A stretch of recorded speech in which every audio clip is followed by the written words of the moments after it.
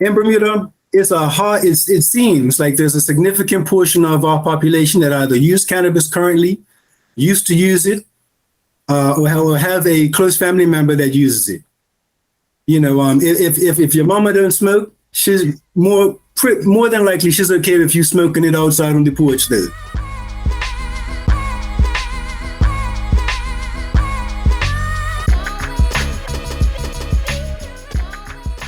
Bermuda's triangle.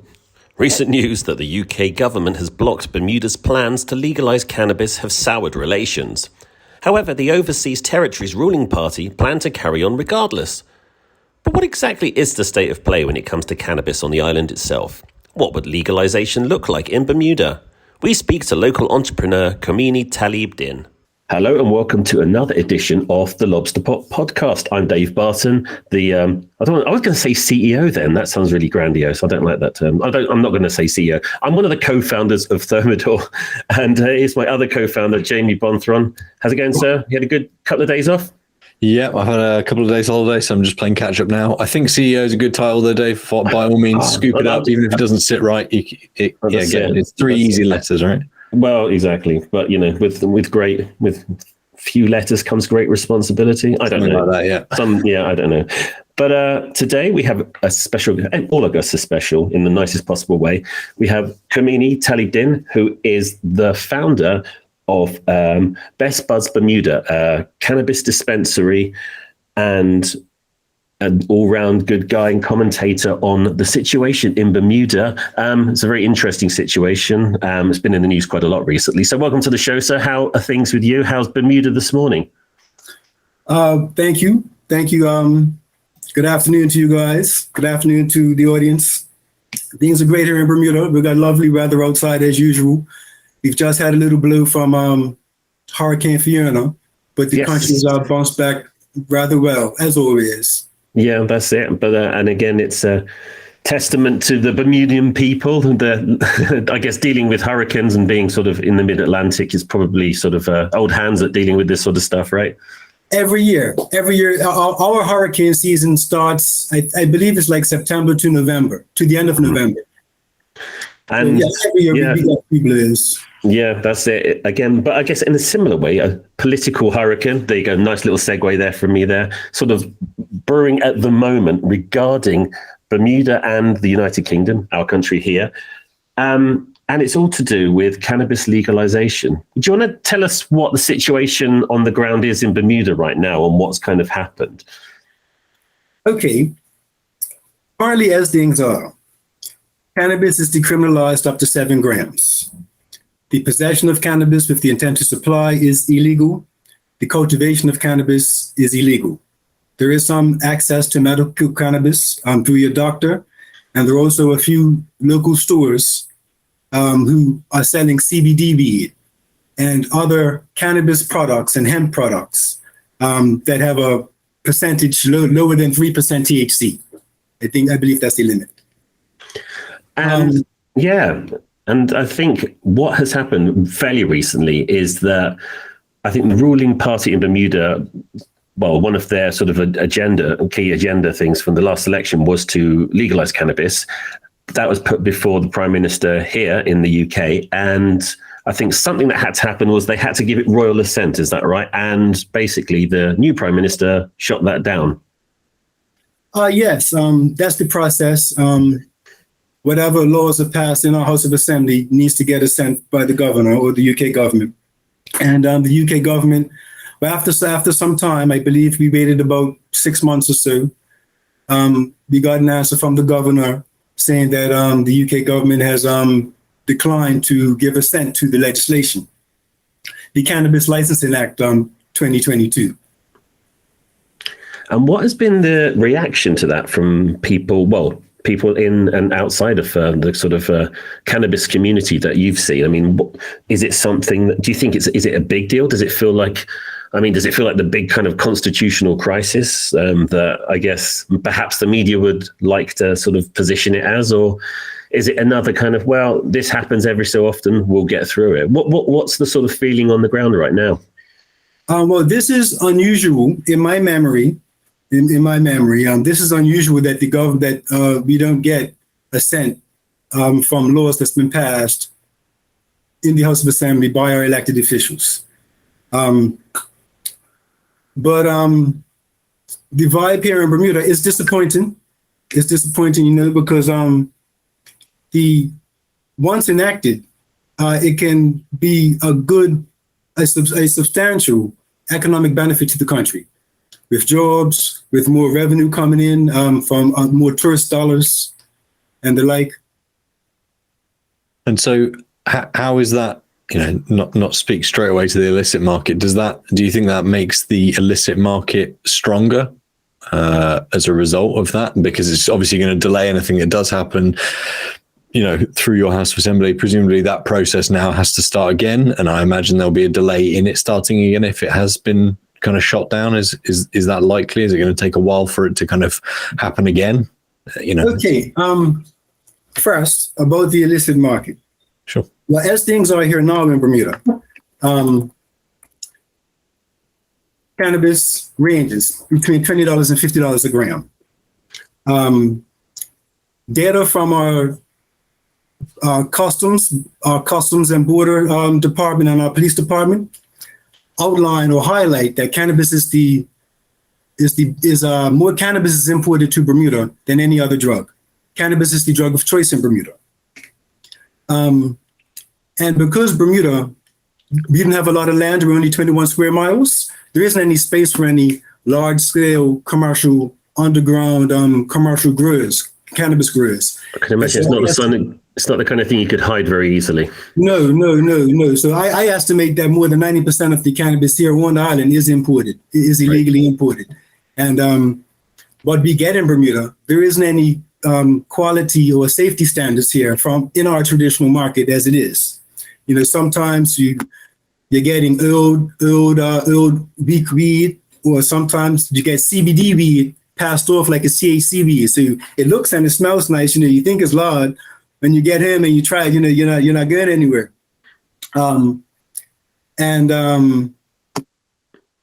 Or sometimes we will get a product that's been sprayed with a chemical, either for pesticide or try to lengthen its shelf life.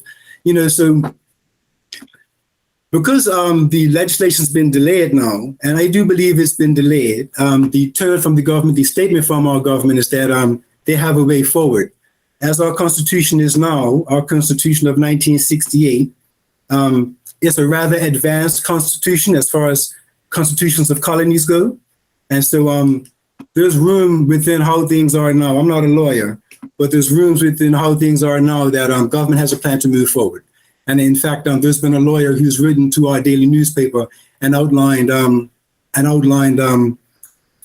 way where our minister the proper minister can change the schedule that cannabis is in on the drug schedule. So remove it from Schedule 1 and put it somewhere else, and then that'll open up with further regulations. That'll open up opportunity for everything in the act to happen.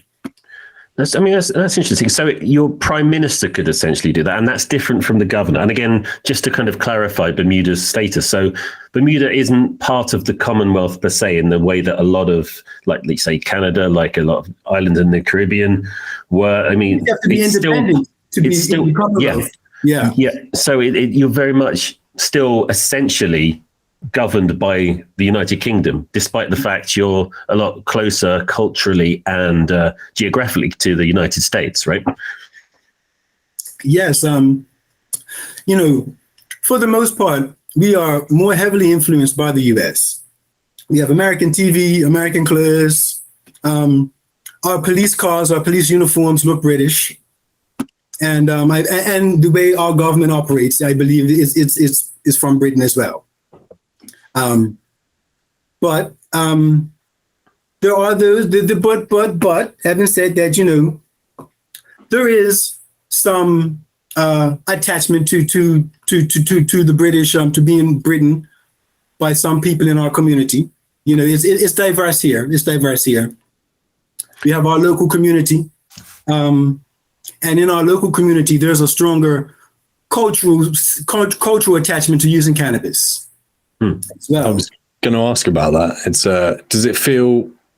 You said that cannabis is the most popular drug according to at least the stats that you get from the police or from Imports and Customs.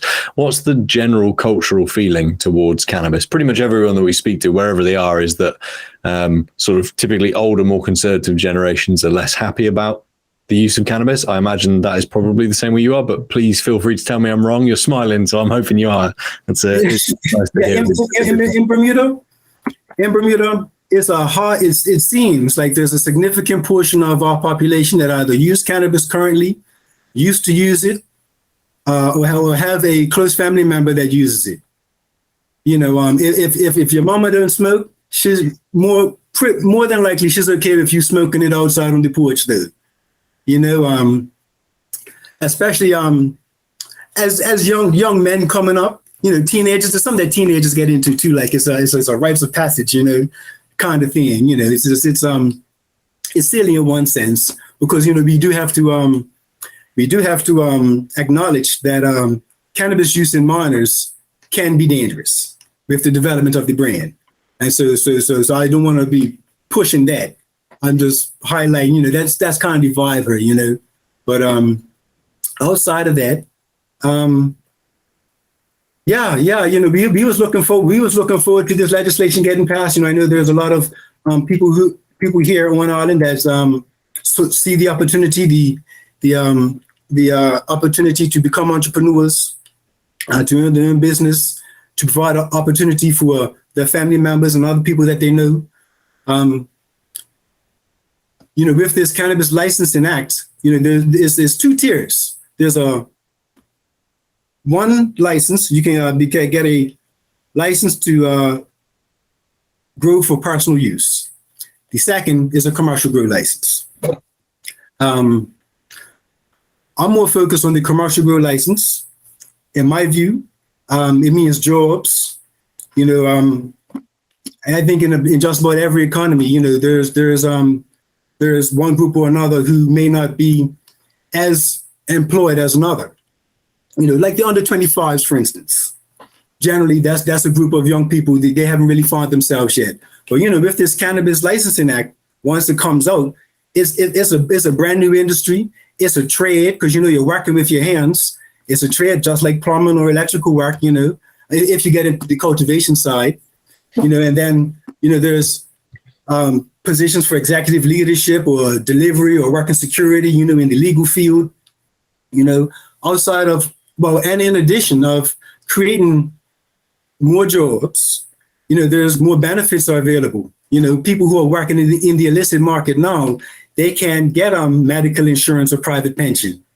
They'll be able to make that transition.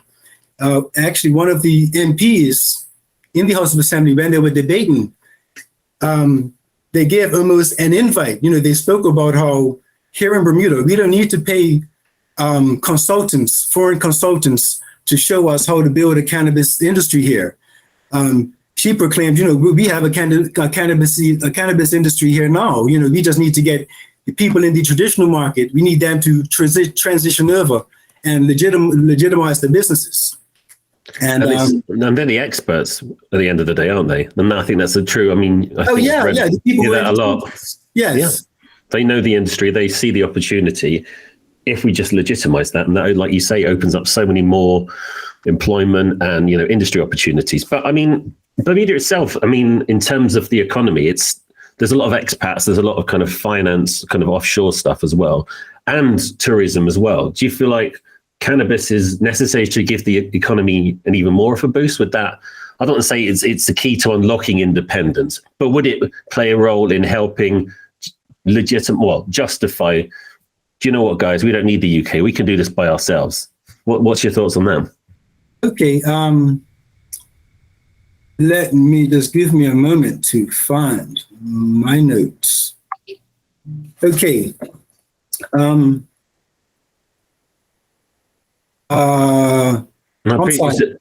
right.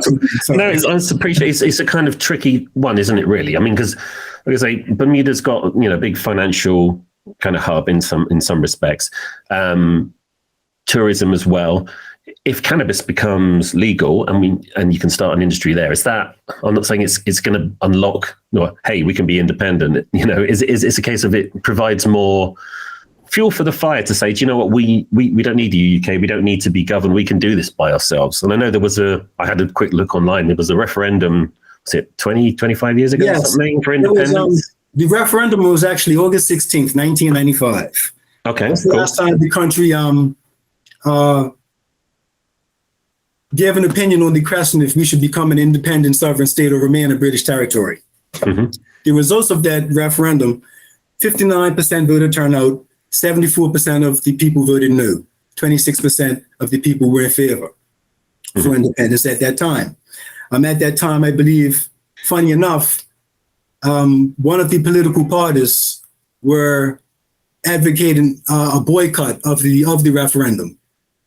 And perhaps that may have played into the results. But nonetheless, here we are almost 30 years later. And with the UK blocking this legislation, the questions come up again. And actually what happened after this referendum, I believe it was 10 years later, Bermuda actually did a Bermuda Independence Commission, where we got the foreign wealth, what's the FCO stand for? Foreign Conduct. Yes, the Foreign Commonwealth Office. We got them involved. Yeah. Yes, and other organizations around the world. And this group of Bermudians, they looked into rather deeply the issue of independence, the pros and cons, what it means, what's on the line, what type of benefits will we still be able to keep, what benefits are we going to lose? Like one of the issues were, will we be able to still benefit from having the Privy Council as our final court? And through the talks back then in 2005, it was suggested that, yes, that's something that Bermuda can retain. So they went through all types of stuff like that. They also highlighted how we would be able to enter into more trade agreements with other nations around the world. Right now, we're in a trade agreement that the UK government kind of gives us. And another benefit, not to get too deep into, but I believe they also talked about was we can increase revenue in our aviation industry as well. But so those questions are coming around again, and we have this report that was done after the first referendum, which should move the conversation forward, help us to have a more informed discussion about what will be or what may be. And I'm sure there will be some things that have to be reviewed, like some of the costs. They highlighted the cost for independence would range, back in 2005, would range between 3.5 million and 15 million, something like that. So like that number will go up. Mm-hmm. But, and it'll be good. It'll be good. So I'm looking forward to the conversation. Mm-hmm. And actually, I believe there's another. We're talking about UN resolutions with banning cannabis as being the reason why the legislation got blocked. There's another UN resolution that talks about colonial powers helping colonies reach independence. So perhaps this is the start of something where England may come in, the UK government may come in and say, hey, you know what? You guys, maybe they'll help us out with this. I don't know. Well, yeah. I'm looking at it, it's a positive thing. It's all positive. That's it. And do you think, well, on the topic of the legislation, if the UK decides not to give it royal assent, will it still go ahead? Will is it the PLP, so the ruling party in Bermuda, can they still pass it? Can they still say, look, you know what, we're going to do it anyway? Will that happen? Do you think? Is that likely? I believe so, and I'm reached that opinion by statements that's come from our government. So I am just okay. This is from our Attorney General. I actually saw this story on not only in our daily newspaper, but on marijuanamoment.net. They had a story after the UK blocked the legislation, and they spoke to our Attorney General. And our Attorney General said that is disappointing but not surprising given the confines of our constitutional relationship with the UK government and their archaic interpretation of the narcotic conventions. She went on to say that the people of Bermuda have democratically expressed their desire for a regulated cannabis licensing regime following the strong endorsement at the ballot box and an extensive public consultation. The government of Bermuda intends to continue to advance this initiative within the full scope of its constitutional powers in keeping with our 2020 General Action Platform commitment. No. So that's the government statement. Can't argue with that, right? Yeah. No, but that's great. I think but let's find out a little bit more about Best Buds and what you're doing. I mean, what's the situation? What's your status? I mean, are you operating? Are you kind of planning to open up a dispensary?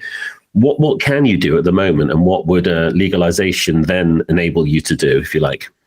Okay, well, there's so much to do right now because I'm sure you guys know starting your own business is never ending. The task that you have and the different hats you have to wear. Yep, so, no bad hats. Yep. in the end, Best Buds, we have all intentions of being a vertical business, a growing everything here locally on island, with an online store and delivery service. There aren't any plans for us to have a bricks and mortar dispensary. Okay. For right now, we're advocating and we're trying to educate the Bermuda consumer. Like I said, our traditional market doesn't have any standards. Generally, people aren't well educated in cannabis, and so we're starting the process. We're trying to become Bermuda's number one source for cannabis information and news, and so we're touching on safe access, responsible use, policy reform around the workforce. What I mean by that is that some jobs in Bermuda, they drug test, and if you have cannabis in your system, you can't get it. So we're talking about the police, the prison officers, and others. Mm-hmm. And California passed a similar law recently, where there's protections now that if you use cannabis outside of work, you're okay, just like if you drink or if you have some other vice that doesn't stay in your system as long as cannabis. Well, that's the thing around sort of driving and things like that. There's no test, as I understand it, that, you're either under the influence or not, or even if you're not under the influence per se at a given moment, you still could be incriminated because it's in your system for 6 months. So, well, that's me screwed. Anyway, that's it's a different story. But again, it's not like, you can do like a breathalyzer test with alcohol. It's like you're over the limit or under the limit or you're okay or whatever, it's again, but those sorts of things, I mean, hopefully, science will provide a way. Testing will get better eventually. Yes. Yeah. It's a gap now. I'm sure somebody's working on it. Yeah. If not, then you heard it here first, people. Go ahead and make that test. We need the test. Bermuda needs your help. Yeah, absolutely. But no, but in terms of, could you get a medical license to distribute medical cannabis? Is that something you're interested in? Is that something you could do? Is that even possible? Or could you? There are people here who are specifically selling CBD products. Okay.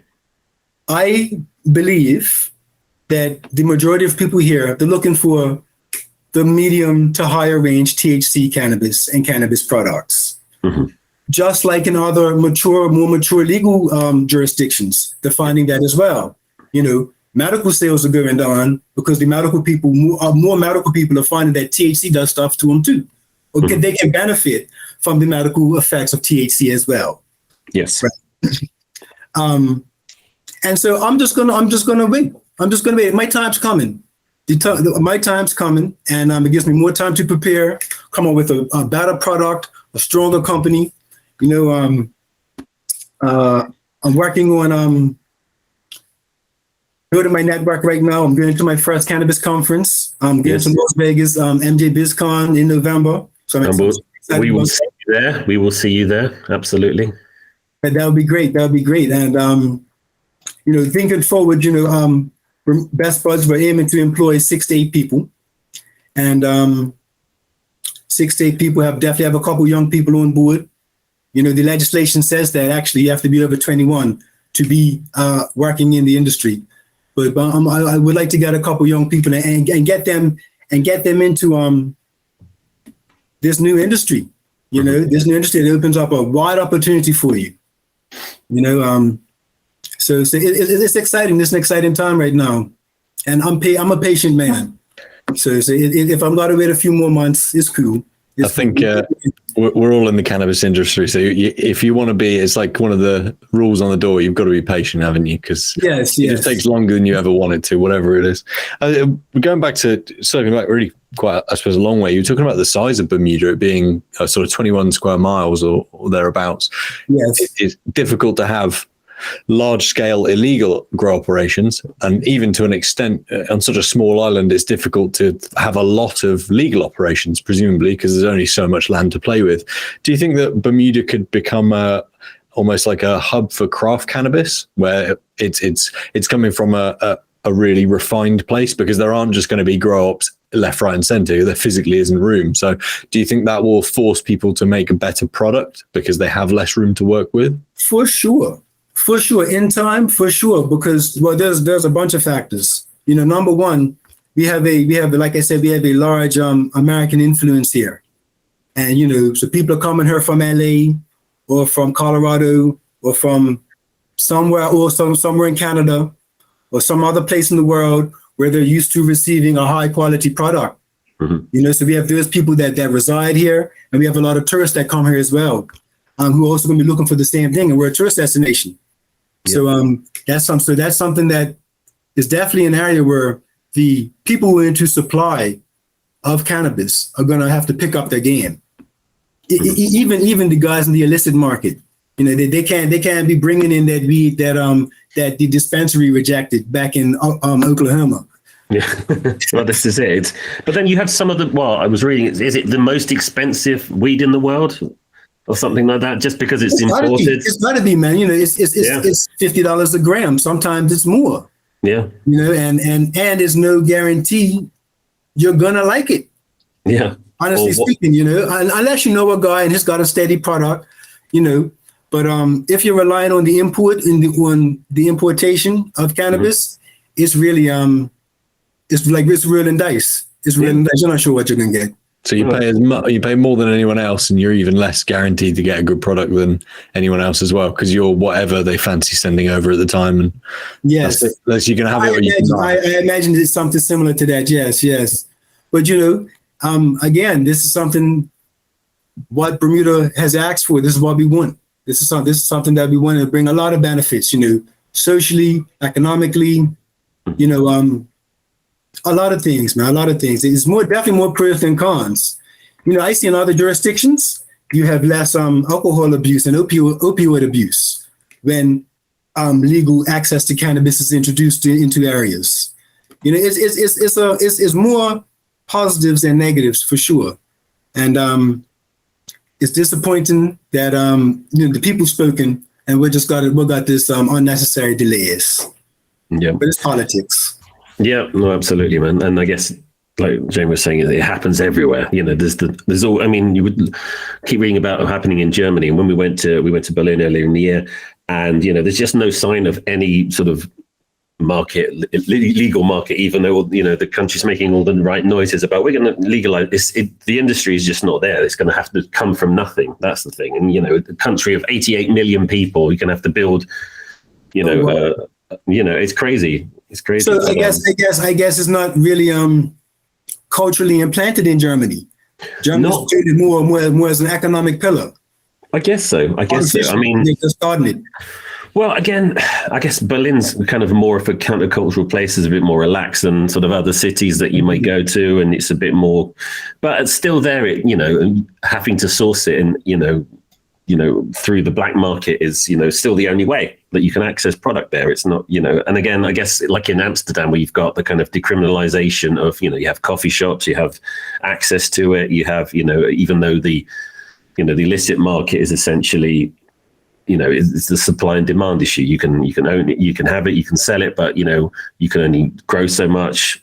Right. Again, where does it grow from? Well, it has to come from the illicit market because the demand outstrips the supply. But again, there's not even that there. There's not even that kind of decriminalisation aspect. I mean, there's medical cannabis in the same way there is here in the UK. But again, it's, you know, the sort of barriers to entry are just going to have to be created from scratch, if you like, for a recreational market. So interesting times, but I guess Bermuda has an advantage of, you know, being small but perfectly formed and being able to mobilize something like that a lot more quickly, which is cool. You know what I was thinking, talking about the illicit market, how they're going to benefit or not benefit, and the impact of you know, once weed's legal here. I know in other jurisdictions, and you touched on it, how a lot of times you have the illicit market filling the gap of the demand because it's not enough being produced by the legal market. Yes. Another part of it is price. The illicit market is generally cheaper than the dispensaries, and so I'm identified. The illicit market's going to be my competitor. They're my main competitor because I'm producing it in Bermuda. My herb is going to be cheaper than the dispensary weed, who's going to be importing product from the U.S. and Canada or elsewhere. You know, so that's where I'm setting my price point. That's my target. You know, I know they're going to be lower than the dispensary, so I'm just got to match them, or even undercut them a bit. You know. So it's going to be interesting. It's going to be interesting. I'm looking forward to seeing what type of impact I can have on the market and how the market reacts. It's going to be cool. Yeah, no, very much so. It's fascinating stuff, and I wish you all the best of luck. And just as a final question, what do you think the timeline for there being a legal market in Bermuda is? Are we talking months? Are we talking years? I mean, I appreciate it's impossible to tell because things could just change overnight, can't they? But what's your prediction? Well, unless things change overnight, I'm expecting the government, following the minister's statement, the attorney general's statement, they're going to do something before the next election. I believe the next election has to be called before 2025. Yeah. But I'm thinking 12 months. Next 12 months, there should be some traction for sure. There should be some noticeable traction. As a political observer, I'm expecting some movement in 12 months. No, that would be cool to see. But you heard it here first, people. So we'll say thank you very much to our special guest, Khomeini. And we look forward to meeting you in person in Vegas. So we'll be in touch soon. And good luck with it all, sir. Thank you very much for your time. Hey, Dave, Jamie, thank you guys very much for the opportunity to come and speak with you guys. Speak about Best Buds and what we hope to do in Bermuda. And thanks again. You guys enjoy your weekend.